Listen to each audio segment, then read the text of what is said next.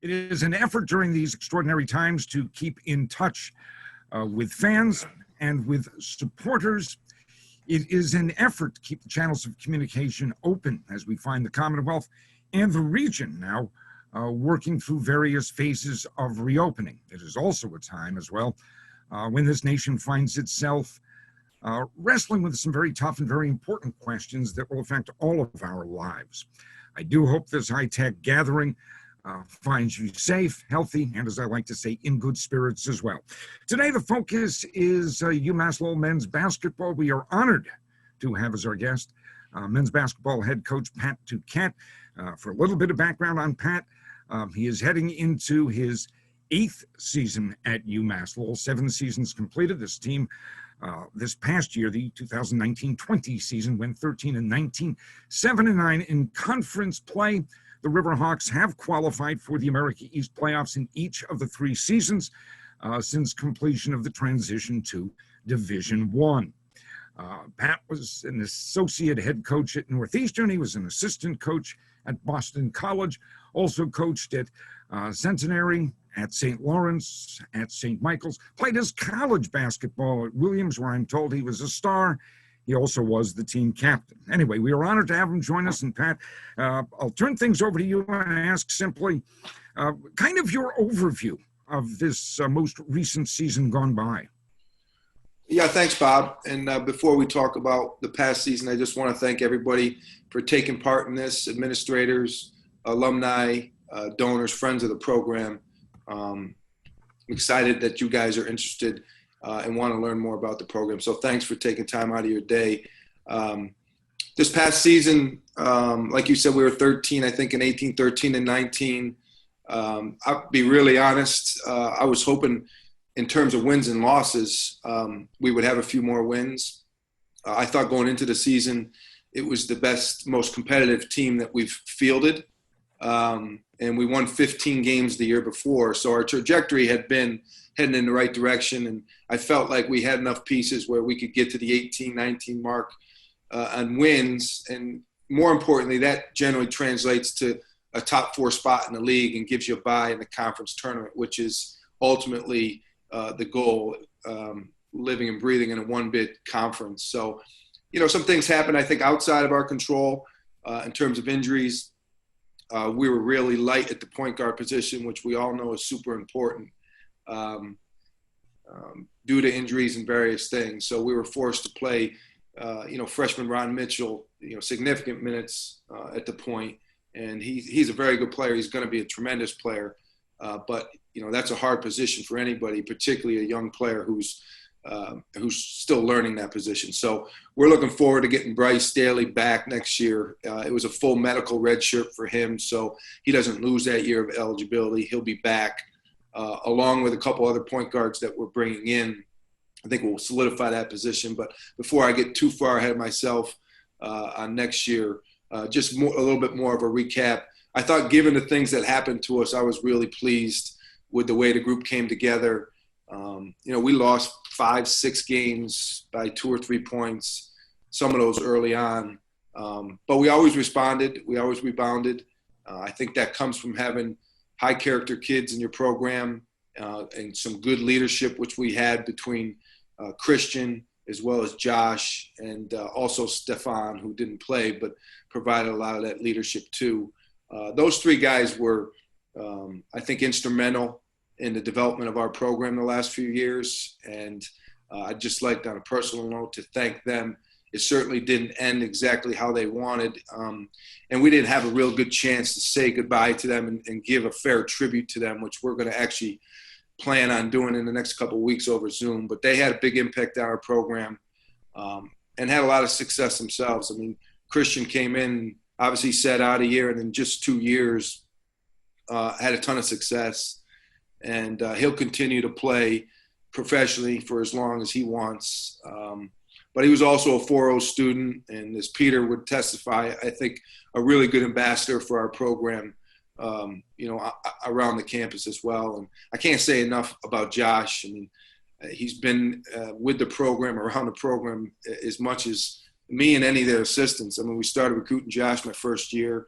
And we all know because of injuries, he was with us for 6 years. One of the most selfless, high IQ and selfless players I've ever met, sometimes too selfless. But he was great for our program and really, helped build a solid foundation. And also culture-wise, we talk about that all the time as coaches. And I'm just a firm believer that the strength of your culture, the foundation of your culture is really based on the quality and the character of the kids that you recruit.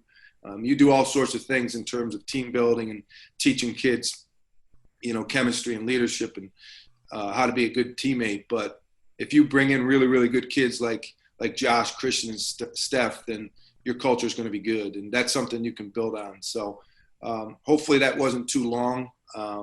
I want this to be interactive. I'd love to know what questions people have and answer any and all of them. Coach, I've got to ask, as you look at this program and your vision of the future, what can this program become, and how do we get to that point? Well, I think the goal is to win a championship. And when I sat down with Peter Casey and Dana years ago, that's what we talked about. It was apparent from when I first arrived on campus, not just the Song to Center, which we all know, but since then, the improvements that we've made and that Peter has spearheaded. I think by the end of this year, with the renovations over Costello, brand new offices, student lounge, another new locker room, practice locker room for our players. They built us a brand new game locker room over in Songus. Facilities-wise, we're going to be top-notch. We got great housing on campus. The campus itself, most of the people on this call know what's happened there over the course of the last 5 to 7 years. But more importantly than any of the facilities, to me, from day one was the leadership and the people. And I felt super confident and comfortable after talking to Peter and Dana that they were going to give us the resources and, more importantly, the time and have the patience. And to me, that's been the crucial element here. They know that if we're going to do it, it's not going to happen overnight. It takes time if you're going to do it the right way.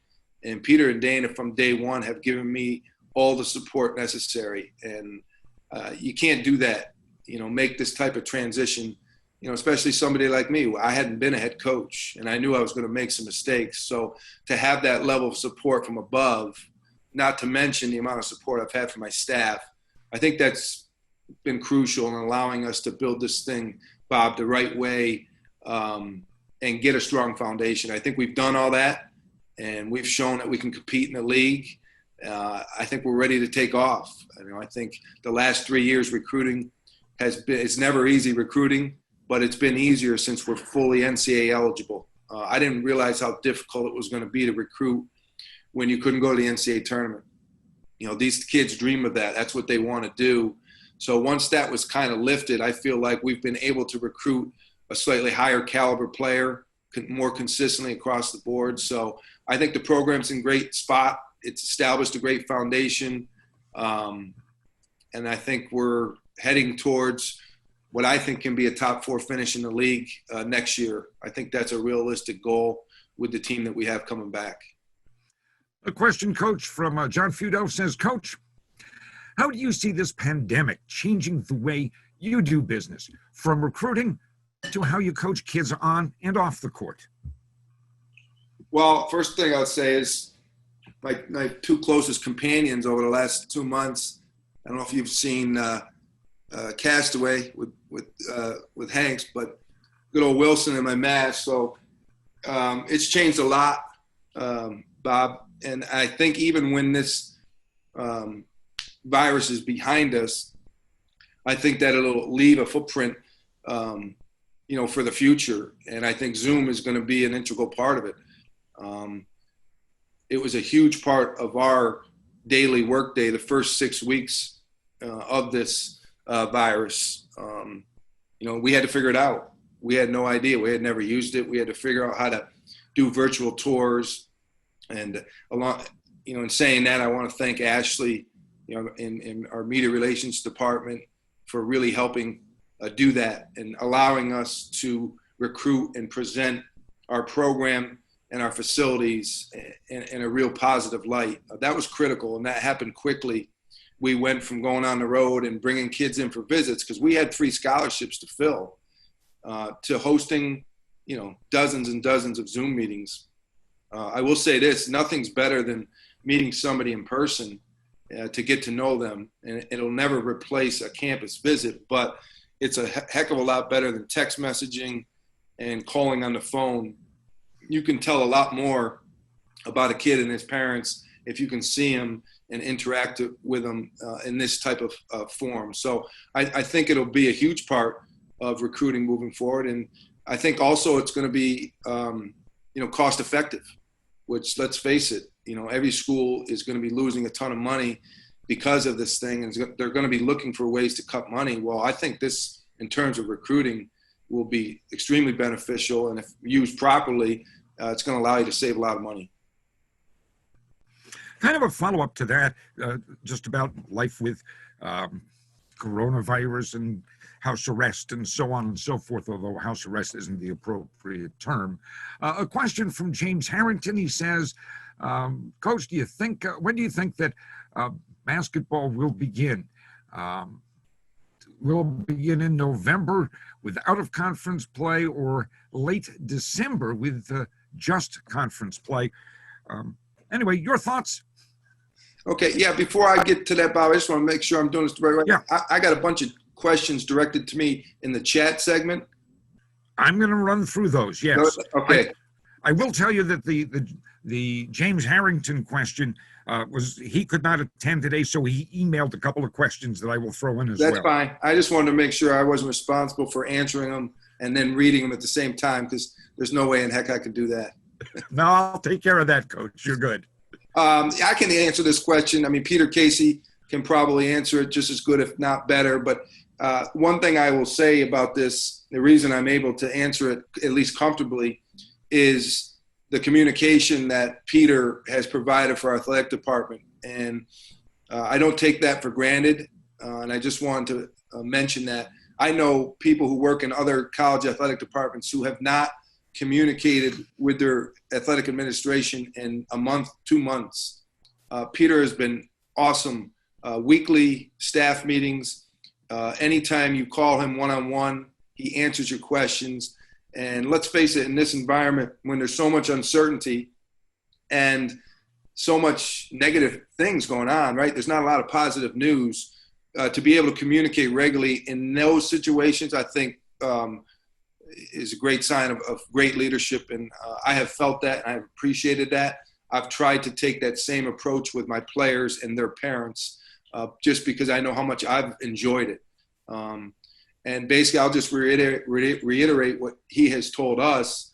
Everybody's hopeful, extremely hopeful.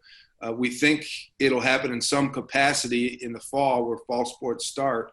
We don't know when exactly. All sorts of precautions and steps are being put in place to make it happen, while also, keeping the student athletes as safe as possible. But the situation is fluid tomorrow as it was, a month ago. So it's going to be step by step. I would expect there to be some shifts and change in things. The good thing is we have a lot of other people going before us. You've got Major League Baseball, you've got the NFL, you've got hockey, you've got NBA, then you've got college football, which starts even before any other sport. So there are a lot of other teams that are going to go ahead of us. And there's going to be, I'm sure, a learning curve, and there's going to be some shifts in policy. And my guess is our leadership will follow that closely, and then keep designing the best possible plan to bring back our students and our athletes as soon as possible. But I feel better today than I did a couple weeks ago, and I've relayed that to my players. My players are chomping at the bit right now, as you can imagine. 18 to 22-year-old kids are not meant to sit around. So they can't wait to come back. They love UMass Lowell. They're excited about next season. So we're keeping that in mind, and we're very optimistic. Coach, this question comes from Rich. He says, I was very impressed with Connor Withers, especially as a freshman. He seems like he could think a step ahead of others. What are your thoughts on Connor Withers for next year? Well, my first thought is that Rich is a smart guy and he knows his basketball, because Connor's terrific and he's probably better than his statistics. And what makes him really good is exactly what Rich said, is he can see things happen before they do, because he's got a great basketball IQ. He's got toughness. He plays with an edge. Sometimes we have to soften the edge every now and then, but I'd rather have to do that than ignite it. He started to shoot the three with confidence in conference play. In my mind, I think he was the best freshman in the conference. Certainly darn close, and super kid, very, very coachable. I see him with unlimited potential.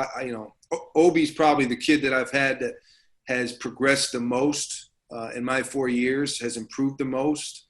I think Connor has that type of upside, and most of it starts with his IQ.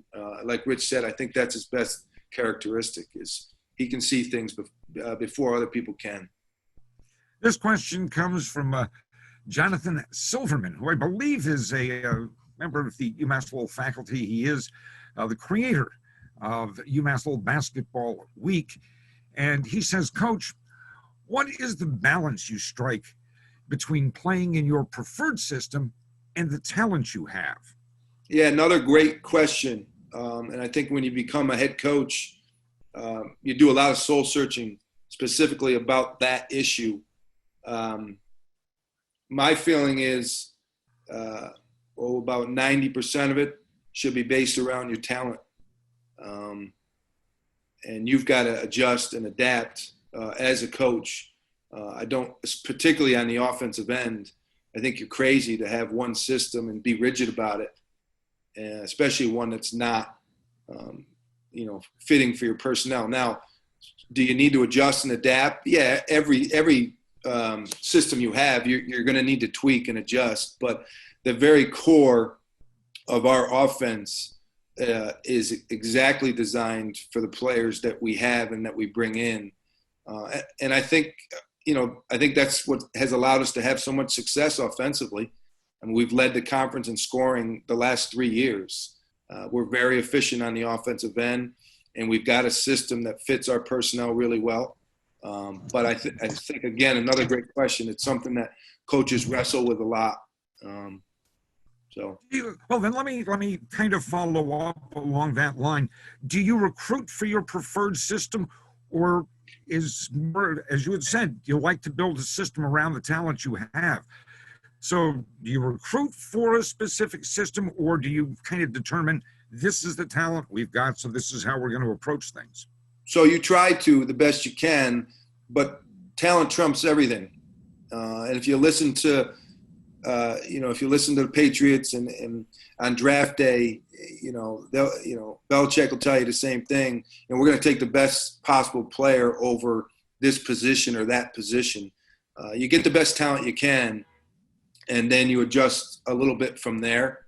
I hope that makes sense, but you like to get guys that fit your system, but that again gets back to that 10 to 20% wiggle room within your system where you can make changes to help facilitate and design for new personnel. So I hope that makes sense. Coach, you moments ago had mentioned Obadiah Noel and the tremendous growth you saw in him, or have seen in him. And we have a question from James Harrington about OB. He says, can the coach discuss the status of Obadiah Noel now that he has made himself eligible for the NBA draft? Is there any possibility that he might return to the school in the fall? Well, yeah, I think that's Obi's intention, is to return to school. A lot of these guys, when they're in Obi's position, declare for the draft to get valuable feedback from NBA teams and to go through the process. So Obi talked to me about it and told me what he wanted to do. And I said, I think that'd be great. It'd be a great opportunity for you to interview in front of NBA front office people, get honest feedback and then, see what you need to do to improve your game. So I think he's 100% committed to coming back. Now, if Obi was going to be a first-round pick, even a second-round pick, then I would encourage him to stay in the draft.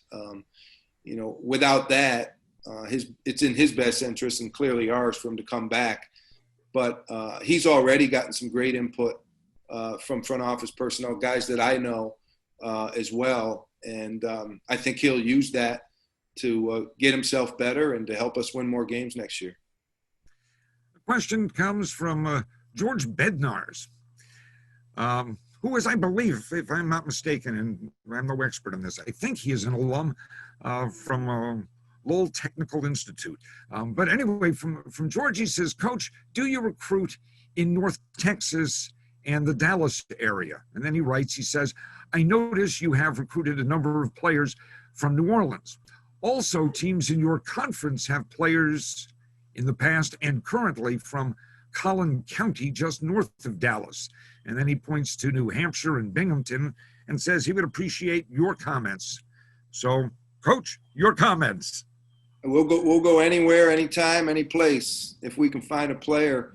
And I think we've demonstrated that. If you look at our roster over the last few years, we've had kids from all over the country, international kids. So, sometimes you just inherently do better in certain pockets of the country, or you get some momentum in certain areas. Other times you have assistant coaches who have networks or contacts in particular areas. Biko Paris is from New Orleans. He's really helped build some bridges down there and allowed us to get some good talent from that area. Lewis Hinnett's from the Maryland area, so we've drawn from that area. But we've gotten kids from all over.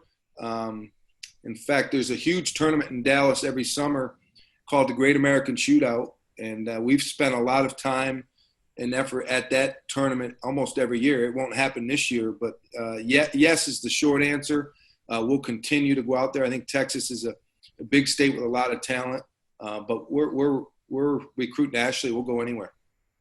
I'm curious, when you mentioned that, is UMass Lowell a name that is known, or do we have to go through a person who we are?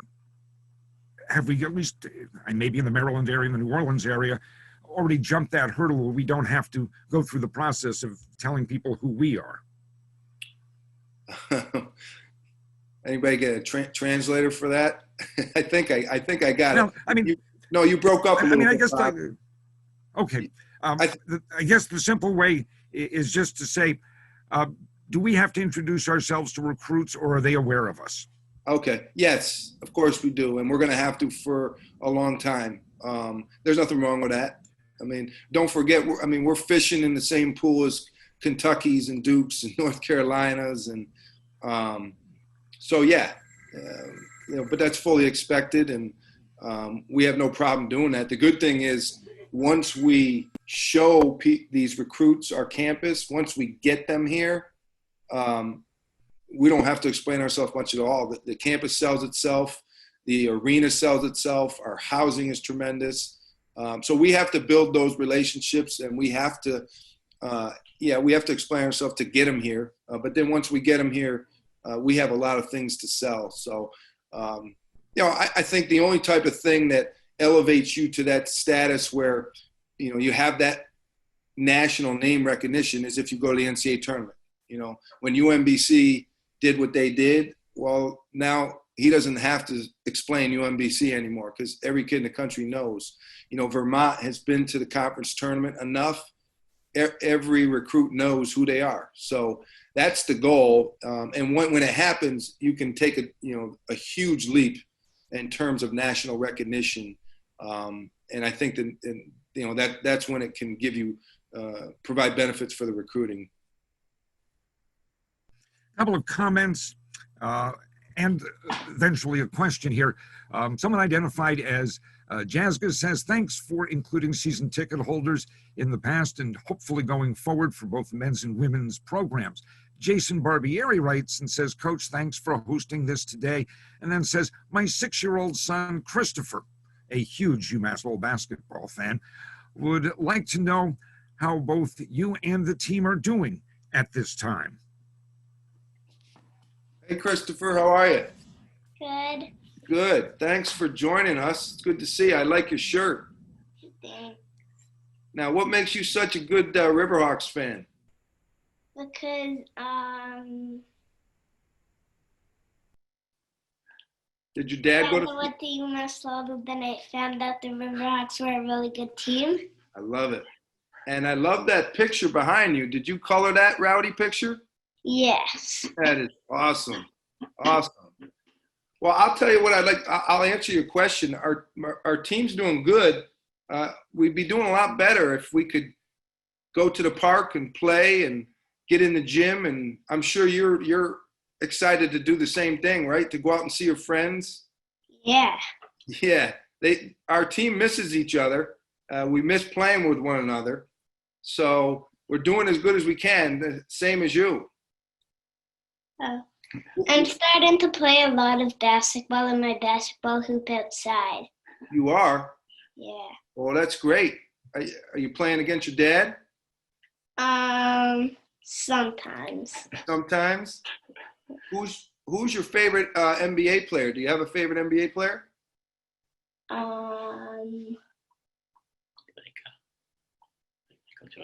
Yeah, Michael Jordan. That's my favorite one too. You're a smart guy.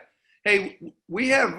Would you like to meet the team? We have Zoom meetings with the team every week, and I'd love to get you on a Zoom call for a couple minutes, and you can ask the team the same question. Would you like to do that? Yes. Okay. Well, I'll reach out to your dad, and we'll set that up. And next time that we see each other, you can meet the players. All right? All right. Okay, Thanks, buddy. Coach. No problem. Good to meet you, Chris. I would also note, Coach, that Chris was wondering about, and he's not on the screen now, but right to the right of the picture of the Riverhawk was a picture of Obi, and he wondered what you thought of that one. Oh, man. Wow. That's fantastic. And I think I remember that play, too. So that would be great, Chris. Obi would love to see that. So you'll have to show Obi when you meet him. You'll have to show him your picture, okay? Okay. This is going to be fun. Thanks again, Coach. No problem. I'll be in touch.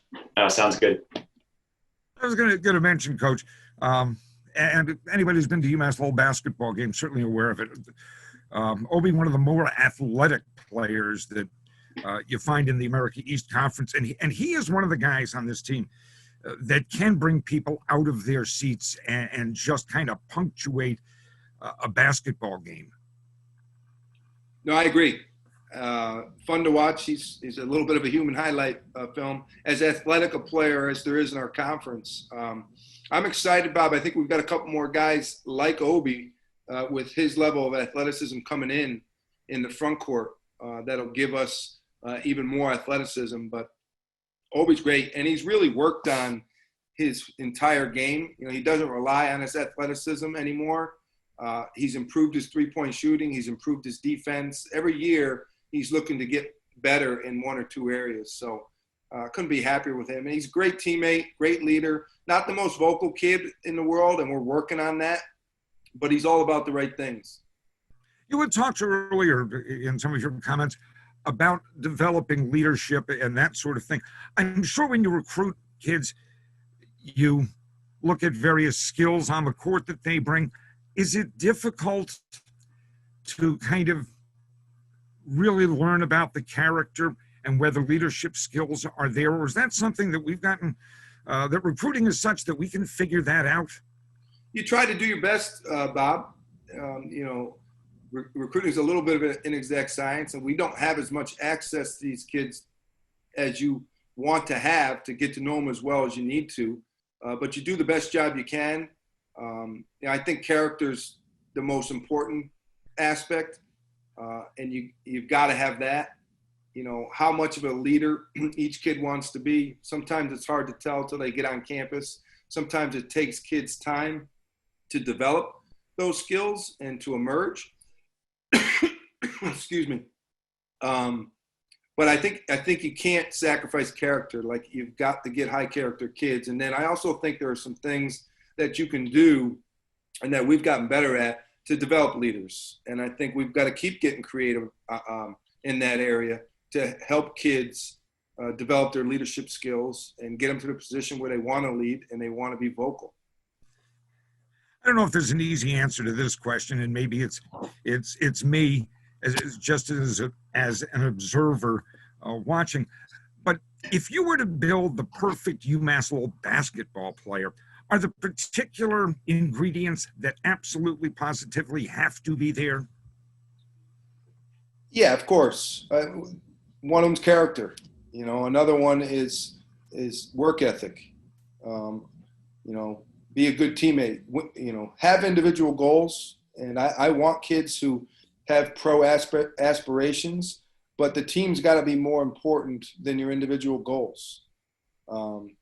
You got to want to go to school and excel in the classroom. That's non-negotiable for us. Our kids are going to go to school now. What the best they can do, what that is, it's different with every kid. Some kids can get A's. Some kids have to work hard to get C pluses and B minuses. That's who I was. But I want kids who want to do as well as they can and want to be the best in the classroom. I want them to have some sense of responsibility for the greater community. We take pride in our volunteer work and getting involved in the community. I don't want to have to be pulling a kid's leg or convincing them that that's the right thing to do. But a lot of those things fall under, the character issue. If you bring in a kid with high character who knows right from wrong at 18 years old, then a lot of those other things are going to fall into place. They're going to work hard. They're going to be a good teammate. They're going to want to do their best in the classroom, those types of things. You mentioned a few moments ago when we finished talking about Obi, you mentioned athleticism and that you were excited by some of the kids that will be coming in and some of the athleticism that they exhibit. Wondered if you could kind of tell me, what do you like about what we expect to be the new faces that are part of this Riverhawk basketball team, whether they are freshmen or transfers in this coming season? What's got you excited? Yeah, I'll talk about them. One thing I forgot to mention in our evaluation process that I like for other young kids to hear when you're trying to find out about a kid's character, we watch closely how they treat their mom. And I don't know if every staff does it the same way, but when they come for a visit or we get them on a Zoom call, just the way they interact with their mother, I don't know, for me, that's always been an important piece of it. So just one other way that we try and evaluate character and get the right kids in our program. The kids we have coming in, we've got a lot. So Greg Hammond joined us mid-year. He's a 6'5" transfer, originally from New Orleans, but he went to the University of Rhode Island. He's as athletic and big as a kid as we've had at his position. His natural position is small forward. He's got a college-ready body. He's got good skill, good athleticism. We signed Max Brooks early, 6'7", 6'8", front court player from Maryland. I don't want to raise expectations too much on any kid and put undue pressure on him, but I think he's got a chance to be really good. We don't have anybody like him. He jumps out of the gym. He's kind of like a 6'7", 6'8" version of Obi. He really jumps that well. He's got really good timing to block shots. Richie Greaves is a kid we signed in April through Zoom workouts. 6'1", tough, hard-nosed, high IQ, skilled point guard out of Staten Island, who's really going to help us at that point guard position. He's played on some of the best high school and AAU teams in the country and competed against really high-level kids and has played for winning programs. Excuse me. We've done well on the transfer path, especially recently. And I think given the trend that college men's basketball is headed, there's going to be almost 1,000 transfers this year alone. So I think it's something you got to expect. It's something you got to build in for. It's also something that you have to be able to tap into. And we did a good job this year with 3 or 4 transfers. Greg Hammond was one of them. Charlie Russell, the transfer from Tulane, 6'7" combo forward, very skilled, long, also from New Orleans. Darian Jordan Thomas is another 6'7" athletic front court kid that we recruited hard out of high school. He's a Brockton, Mass kid, chose to go to Wagner, didn't work out, but he played significant minutes as a freshman. He'll be transferring back to UMass Lowell and have 3 years of eligibility. And then lastly, as a transfer, Salif Bojay from Arkansas State, who's 6'8", 6'9", 220-pound, fifth-year transfer. So he's 23 years old. He's already graduated, fully eligible to play right away. Really going to give us some good post presence, post defense, rim protection, and size and athleticism that we haven't had before. So he was a really welcome addition. We had to beat out 5 or 6 other Division I schools to get his commitment. So my staff did a really good job digging in there and getting to know him and selling our campus. So happy with all those kids. Also are adding Anthony Blunt, who is Alan Blunt's brother. And he's going to come in the fall. He's a point guard as well. Very, very tough, hard-nosed kid.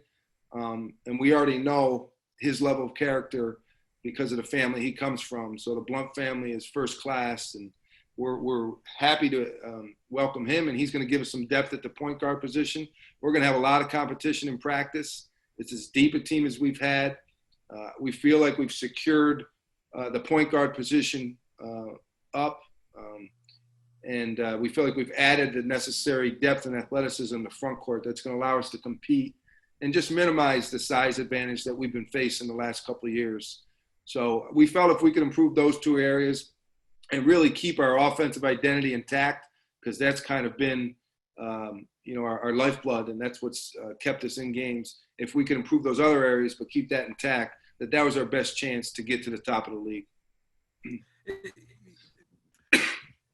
You mentioned size there, and been a bit of a disadvantage. Is it tough to find talent of size, or is it something else? Yeah, it's the hardest thing to find on the recruiting trail. There's just not that many kids who are that tall, and the good ones go very quickly. It's just a supply and demand, type of issue. So you've really got to search hard and recruit hard and try and find some under the radar kids, that are late developing, which does happen with big guys. Connor Weathers is a perfect example of that. Totally overlooked, but so much more there than other people saw. I think Max Brooks fits the same mold. A lot to work with there, huge upside. For whatever reason, kind of slipped through the cracks. So, but big guys in general are the hardest thing to get on the recruiting trail, no doubt. You mentioned the number of 1,000, there'd be 1,000 transfers in the country this year. And I knew there was a lot of transfer players moving via the transfer route. I didn't realize it was that many, and I'm just curious your thoughts, whether it's good or bad for the college game. I don't know if there are more changes coming to the rules, but I'm just curious your thoughts about the impact that the transfer rules are having on the game of college basketball, and whether it's good or bad for UMass Lowell and teams in America East, or schools of the size of America East. It's a conversation that has been brought up a lot, and it's a lot of people have been very emotional about it. Truthfully, when it started, the trend started 4 or 5 years ago, I struggled. And I did a lot of soul searching because I just have been used to building programs with 4-year kids and not, having kids leave and having kids come in. It does, at this point, it really doesn't matter what I think. It's happening, and it's going to happen more. So, I just had to kind of recalibrate my thinking, just like anybody does in any business. You've got to adjust, you've got to adapt, and not be emotional about it. You got to find a way to get transfers in. if you're going to leave, if there's going to be that big a market and kids are going to leave. So it's changed the nature of recruiting. It's made it more of an all year process, whereas it used to be pockets in July and April and September where you'd evaluate these kids and then they'd come up for a visit in November, they'd sign, and you'd have them for 4 years. So that's not the model anymore. And you've got a ton of online video that you can recruit every day. I would say my entire staff spends 2 or 3 hours each, at least a day, watching video online. And we're doing it all year, even when we don't have any scholarships, because the chances are, some kids are going to leave and we're going to end up with scholarships. And we had to fill 3 scholarships in April this year. If you told me that 4 years ago, it would have really scared me. Like, how are we going to do that? There aren't kids around. Well, now there are kids around, and there are kids that sign late, and there are transfers that come available late. So you just it's an ongoing thing. You've got to have depth on your recruiting board, and you got to attack it all year long. You also have to some extent, when you talk about may not have a kid for 4 years. The old days, you had him for 4 years, and you could kind of project how he's going to develop over that 4-year period. Do you end up looking at kids a little bit differently because, that maybe they don't get the playing time as quickly as they want? They might go elsewhere. Does it affect that side as well? Yeah. I mean, look at our roster this year. We had 2 kids leave in the middle of the year that weren't playing as much as they wanted to play. I mean, it came down to that. They really liked campus. They liked the teammates. And both kids were good kids, and they're both kids that I had in my office numerous times and told them, hey, you're going to get more of an opportunity. Be patient, and here's what you got to do to get better, and you're not far away. And I think 10 years ago when a kid would have heard that, he would have felt good about it, and he would have got back to work and, made himself better and earned a spot. And I'm not saying every kid's not going to do that, because it's every kid's different. But there are more kids today, I think, when faced with that situation, will look to find a different spot rather than fight through the situation they're in. Not every kid, but more kids now than before. You mentioned watching a lot of video, and the assistants watching a lot of video, your staff watching a lot of video to evaluate kids. How much more difficult does that make your job in the recruiting process when you're not seeing somebody in person? Maybe you don't get to see how he warms up or this or that. You only get to see what's out there on video. Does that make it much more challenging? Yeah, well, to be honest, prior to the coronavirus, we would use video as one measuring stick. And then when we got to a certain comfort level or liked the kid enough, we would then go see him live. Very rarely, even with the amount of video we have online, once in a while you'll offer a kid without having seen him live, but usually you just use that as a foundation, and then you develop a certain relationship rapport, and then we'll go see him live. And then you used to fly to their house and spend time with their family, and then you bring them on a visit. So that would kind of be the progression. But I don't think there's no pure substitute to see a kid live. Like, that's the best option. But the video does give you a lot of other information and a lot of other evaluation opportunities to pick and choose when you want to spend the resources, to fly all over the country. You mentioned earlier that you urge these student athletes to be involved in their community. And I will note recently, based on social media, I gather you were very much involved in the community as well, taking part in one of the Black Lives Matter demonstrations. And I'm curious your thought process and what moved you to get involved. I mean, for me, it's because I'm interested and I care, and I'm curious. I've been to 2 of the protests here in Boston. I usually go on the earlier side because that fits my schedule better.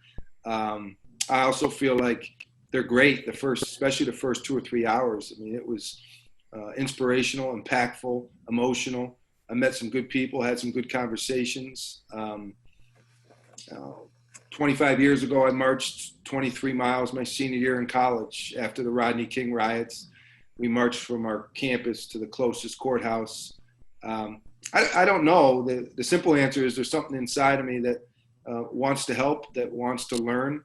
But, you know, in truth and honesty, 100%, I don't think that I've done enough in between, you know, the march in college and the protests I've been to. I don't know if I've done enough, you know, and now I'm in a position where maybe I can listen more, maybe I can provide more support, and maybe I can give guys an avenue or a vehicle where they can make positive change. I don't know, but I'm open to that. And I've had some really emotional, personal conversations with my staff, half of which is Black, and with my team, most of which is Black. And I'm going to keep listening. And I let them know that I care for them. I love them. I never want them to feel that way. And I never want them to have to experience those things. And I don't know what I can do, but if it's just an ear, if it's a shoulder, or maybe it's somebody who can, you know, allow them a platform or a way that they can make positive social change. I'm ready to listen. I'm ready to help any way I can. That's all. I suspect we all could do more. Coach, I thank you very much for your time. I think we have gotten through all the questions that were submitted. I don't know if you had any final thoughts that you wanted to offer, but Coach Duquette, I thank you very much for taking the time to be with us today. Yeah, thank you, Bob. And thank you, everybody, for taking part. I thought the questions were awesome. I'm glad this format is so much better than me sitting here talking, because I got to get a better sense for what you guys wanted to hear. And I mean, you touched on all the important things. So this was fun for me, and I appreciate everybody that took part. All right.